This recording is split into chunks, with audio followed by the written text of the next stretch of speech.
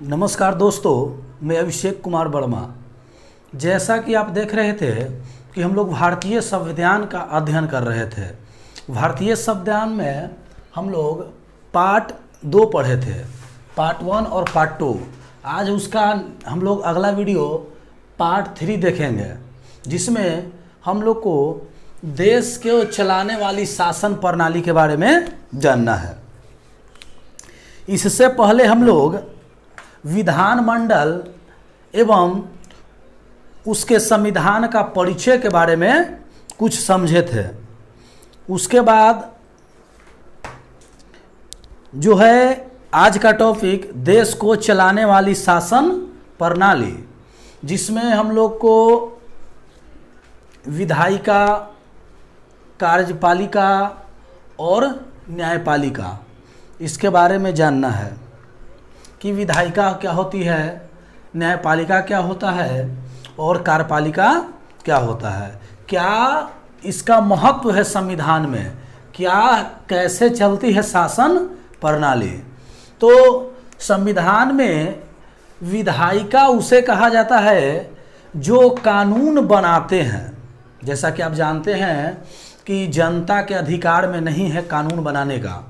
कानून जो है वो सरकार बनाती है, और सरकार में भी कैसी सरकार में बताया था कि 2 प्रकार का सरकार है, कि केंद्र सरकार होता है, कि राज्य सरकार, जिसको हम लोग केंद्रीय विधानमंडल बोलते हैं, और राज्य विधान मंडल। तो विधायिका जो होती है वो कानून बनाते हैं, यानी जो कानून बनाते हैं उसे हम कहेंगे विधायिका। तो कानून कौन कौन बनाते हैं? तो देश में जो संसद है, विधानमंडल है, उसका लोकसभा, राज्यसभा, राज्य का भी होता है विधानसभा और विधान परिषद। कहने का मतलब है कि ये लोग मिलकर देश का कानून बनाते हैं, क्योंकि कानून बनाने की जिम्मेवारी जनता के हाथों में नहीं है, ये सरकार के हाथों में है, सदन के हाथों में है, जो लोकसभा, राज्यसभा, विधानसभा और विधान परिषद लोग मिलकर कानून बनाते हैं। तो हम यहाँ एक बात समझ गए कि विधायिका उन्हें कहेंगे, विधायिका उसको कहेंगे जो कानून बनाते हैं, यानी कानून बनाने की जिम्मेवारी जिनको है वो विधायिका कहे जाएंगे। दूसरा टॉपिक है कार्यपालिका। विधायिका देख लिए, दूसरा टॉपिक है कार्यपालिका। कार्यपालिका क्या होता है? करा है कि जो कानून को लागू करवाते हैं। एक बात हमें बताइएगा कि जब संविधान में कोई कानून बनता है तो बनाने की जिम्मेवारी किसी के पास है, तो उसको लागू भी करवाने की जिम्मेवारी किसी के पास होगा। तो लागू कौन करवाता है? तो कार्यपालिका है, वो कानून को लागू करवाता है। तो कार्यपालिका होता है कौन कौन है? तो कानून को लागू करवाते हैं कार्यपालिका, जिसमें हम देखेंगे कि राष्ट्रपति, आप जानते हैं कि जब संसद में लोकसभा, राज्यसभा कोई बिल पेश करती है, बिल पास होता है सदन में, तो आखिरी या अंतिम सिग्नेचर होता है राष्ट्रपति का। जब राष्ट्रपति उस पर अंतिम हस्ताक्षर करते हैं, अंतिम मुहर लगाते हैं, तब जाकर वह देश के लिए कानून बनती है।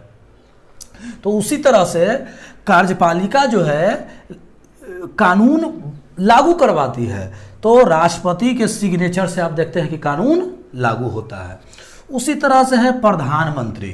आप देखते होंगे देश में जिसकी सरकार होती है, देश में जिसकी सरकार होती है, शासन उसी अनुसार चलता है। जैसे अभी केंद्र में है भाजपा की सरकार, नरेंद्र मोदी अभी है प्रधानमंत्री। तो आप देखते होंगे कि कानून कहीं ना कहीं उन्हीं के अनुसार बनता है। वो जैसा कानून चाहते हैं, जैसा सरकार चाहती है, उनका उसी तरह का कानून बनता है और वही लागू होता है। तो आप देख रहे हैं कि एक प्रधानमंत्री का भी इनका भूमिका है यहाँ पर। उसके बाद देखेंगे मंत्री परिषद, यानी सरकार कहने का मतलब कि मन में एक बात उठता होगा कि सरकार आखिर कहेंगे किसको, सरकार होता क्या है? तो सरकार का मतलब कि जो एक प्रमुख होता है, जो दल का नेता होता है, एवं उनके और सपोर्ट करने के लिए उनके अंतर्गत और भी मंत्री लोग होते हैं, उन्हें हम लोग कहते हैं मंत्री परिषद, यानी उसमें प्रधानमंत्री भी रहेंगे, उनके अन्य और भी मंत्री होंगे, टोटल मिलकर जो ये कानून को लागू करवाते हैं वो मंत्री परिषद होता है। तो हमने देख लिया कि कार्यपालिका जो कानून को लागू करवाते हैं तो उसमें राष्ट्रपति हैं, उसके बाद प्रधानमंत्री है और उसके बाद मंत्री परिषद है। तीसरा टॉपिक है न्यायपालिका। हम लोग विधायिका देखे जो कानून बनाते हैं, कार्यपालिका देखे जो कानून को लागू करवाती है, और न्यायपालिका जैसा कि नाम में ही जो है न्यायपालिका मतलब न्याय से संबंधित मामले, जो न्याय करता है। तो जो कानून का रक्षक हो, जो कानून का रक्षा करता है, जो कानून का न्याय करता हो, जो है संविधान में उस न्यायपालिका के नाम से जाना जाता है। तो हमने देखा कि न्यायपालिका क्या है, जो कानून का रक्षक हो। तो आप गौर कीजिए कि कौन हमारे देश का कानून का रक्षक है, कौन रक्षा करता है, कौन लास्ट स्टेप ऐसा आता है जो जाकर लोग, जनता लोग जाकर वहाँ अपनी गुहार लगाते हैं लास्ट स्टेप में कि हाँ हमारे जो है कानून का उल्लंघन लोग कर रहा है, जो कानून के तहत होना चाहिए वो नहीं हो रहा है।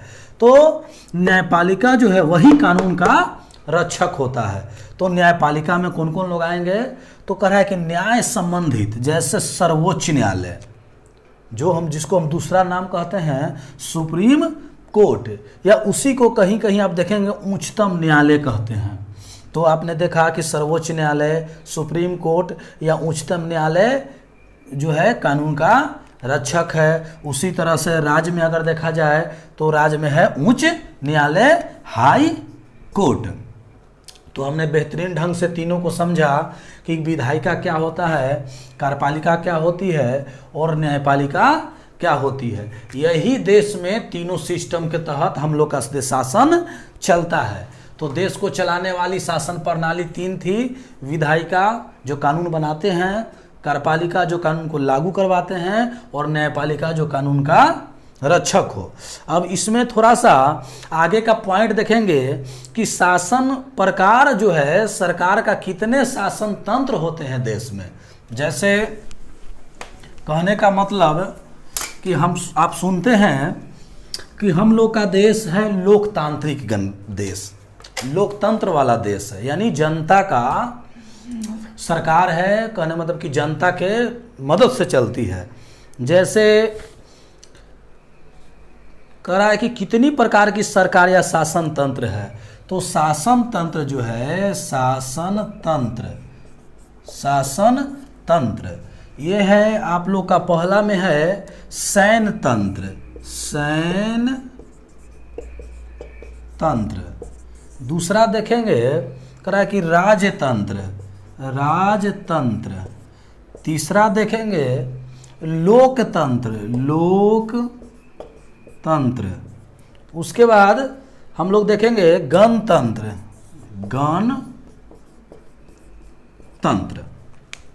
तो सैन्य तंत्र का मतलब क्या होता है कि सैन्य मतलब सैनिक और तंत्र मतलब शासन। इसको हम संधि विच्छेद में भी हम समझ सकते हैं कि सैन्य मतलब सैनिक और तंत्र मतलब शासन। यानी कहने का मतलब कि वैसा देश या वैसा सरकार जहां पर सैन्य तंत्र चलता हो, जैसे सैन्य मतलब सैनिक का शासन हो, सैनिक का शासन हो, उससे हम लोग कहेंगे सैन्य तंत्र। बहुत सारे ऐसे देश हैं जहां पर सैनिक ही वहां का शासन चलाती है, तो उसको हम लोग बोलेंगे सैन्य तंत्र।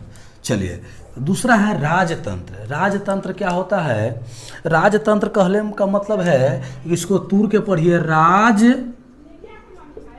प्लस तंत्र, यानी जहां राजा का शासन हो, जहां राजा का शासन हो उसे हम कहते हैं राजतंत्र। आप देखते होंगे कि पहले की जगह पर आप देखते होंगे पहले वाले समय में कि एक राजा होता था और अपनी प्रजा का रक्षा करता था, राजा ही सर्वे सर्वा होता था, और राजा जो है उसका कोई चुनाव नहीं होता था, वंशागुणत होता था, एक ही परिवार के लोग बनते थे, तो राज उस तंत्र कहलाता है। यानी जहाँ राजा का शासन हो, राजा ही वहाँ का प्रमुख हो, राजा जो चाहे वही होगा, राजा ही वहाँ का सरकार है, सब कुछ है, तो वो राजतंत्र कहलाता है। तीसरा देखेंगे लोकतंत्र। लोकतंत्र क्या होता है? तो लोक का मतलब होता है जनता, और तंत्र मतलब शासन, यानी कहने मतलब कि जनता का शासन, यानी जिस देश में जनता का शासन हो उससे हम लोग कहते हैं लोकतंत्र। और जैसा हम लोग का देश भारत है, आप देखते हैं कि भारत जो है वो लोकतांत्रिक देश है, यानी वहाँ लोकतंत्र है, यानी हम जानते हैं कि यहाँ जनता के सपोर्ट से ही यहाँ सरकार चलती है, यहाँ जनता के सपोर्ट से ही कोई व्यक्ति अपने पद पर बैठता है। अगर कोई सरकार या कोई व्यक्ति अपने पद पर बैठने पर मनमानी करती है तो हम जानते हैं कि फिर उसके बाद समय के अकॉर्डिंग, यानी 5 साल के बाद सरकार अगर गलत कोई की है तो जनता उसको जवाब देती है, सबक देती है। तो यही है लोकतंत्र, यानी जनता के मदद से ही सरकार वहाँ चुनी जाती है, बनती है लोग, तो है जनता शासन यानी लोकतंत्र। आगे है गणतंत्र। गणतंत्र क्या होता है? आप देख दो, गण जोड़ तंत्र। गण जोड़ तंत्र कहने का मतलब है कि संधि विच्छेद हुआ गण मतलब कि प्रांत, गण और तंत्र, गणतंत्र मतलब इसका कुछ कंडीशन है गणतंत्र का। हालांकि भारत भी गणतांत्रिक है, भारत लोकतांत्रिक के साथ साथ भारत गणतांत्रिक देश है। तो गणतंत्र क्या होता है? तो गणतंत्र का कंडीशन है कि जनता का प्रतिनिधि के प्रतिनिधि होगा, यानी जो भी व्यक्ति होगा वो जनता का प्रतिनिधि होगा। और दूसरा कंडीशन, उस देश का अपना एक संविधान होगा। जो भी देश में के बारे में हम पढ़ेंगे उस देश का अपना संविधान होना चाहिए। तीसरा कंडीशन है कि वहाँ जो भी व्यक्ति नियुक्त होगा वो वंशागुणत नहीं होगा, मतलब एक ही परिवार के लोग नहीं बनेंगे, वो चुनाव होगा उसका, चुनाव में जिसकी जीत होगी वही अपने पद पर बैठेंगे। तो ऐसा देखने पर भारत भी इसमें शामिल है। हम देखें राष्ट्रपति, तो राष्ट्रपति के बारे में आप ध्यान दीजिए, राष्ट्रपति का पहला कंडीशन है कि देश का ही प्रमुख व्यक्ति होता है। दूसरा देखें कि राष्ट्रपति जो है वंशागुणत नहीं है। हम लोग का देश का जो राष्ट्रपति है उसका चुनाव होता है, भले ही हम लोग नहीं जाने कि इसका चुनाव किस प्रकार से होता है, लेकिन इतना जान लीजिए कि राष्ट्रपति का चुनाव होता है, उसके बाद जो जीतते हैं सरकार, राष्ट्रपति जो जीतता है, वो व्यक्ति जीतता है, वही अपने पद पर बैठता है। और तीसरा कंडीशन देखें आप लोग का कि हम लोग का देश का अपना एक संविधान है, और इस संविधान के तहत ये व्यक्ति अपने पद पर बैठते हैं। तो हम लोग देख लिए कि गणतंत्र किसे कहेंगे? तो जिस देश का अपना एक संविधान हो और जनता के प्रतिनिधि का प्रतिनिधि हो, जैसे राष्ट्रपति, जनता भाग नहीं लेती है इनके चुनाव में, इनका चुनाव में भाग वही लोग लेते हैं जिनको जनता चुनी, और जनता के द्वारा चुना गया व्यक्ति अब इनके चुनाव में भाग लेगी। तो जनता के प्रतिनिधि भाग लेते हैं राष्ट्रपति के चुनाव में। और वंशागुणत न हो, मतलब हमने बताया अभी कि राष्ट्रपति एक ही परिवार के नहीं बनता है। अगर ऐसा होता तो हमारे देश के प्रथम राष्ट्रपति डॉक्टर राजेंद्र प्रसाद, उन्हीं के परिवार का आज तक राष्ट्रपति लोग बनते आता, लेकिन नहीं, अभी आप देख रहे हैं कि ऐसा बात नहीं है। अभी हम लोग राष्ट्रपति देखेंगे चेंज है, तो वंशागुणत पद नहीं है, यहाँ चुनाव होगा, जो जीतेगा वही होगा। चलिए, तो दोस्तों हम लोग देख लिए कि संविधान का पार्ट 3 भी हम कवर कर लिए बहुत बेहतरीन ढंग से। तो इसी तरह के वीडियो आपको हम संविधान में step by step, her step को मैं सरल रूप से समझा कर आपको बताऊंगा। तो आप लोग से निवेदन है, आग्रह है कि जब कोई वीडियो देखिए तो उसको बताए थे कि पेन और कॉपी लेकर बैठिए, ताकि जो भी आपको टॉपिक हो, समझने में प्रॉब्लम, वो आप उसको लगले लिख लीजिए समझाने के बाद, नहीं तो बाद में भूल जाता है आदमी। और दूसरा काम क्या कीजिए कि जब वीडियो अच्छा लगे तो उसको सब्सक्राइब कर दीजिएगा, लाइक कर दीजिएगा और शेयर कर दीजिएगा। उससे क्या होगा कि आपको नोटिफिकेशन जब हम कोई वीडियो डालेंगे तो वो नोटिफिकेशन भी आपको मिल जाएगा, नोटिफिकेशन बेल ऑन कीजिएगा। तो ठीक है दोस्तों, आज के लिए इतना ही, फिर मिलते हैं नेक्स्ट वीडियो में पार्ट 4 संविधान का। चलिए।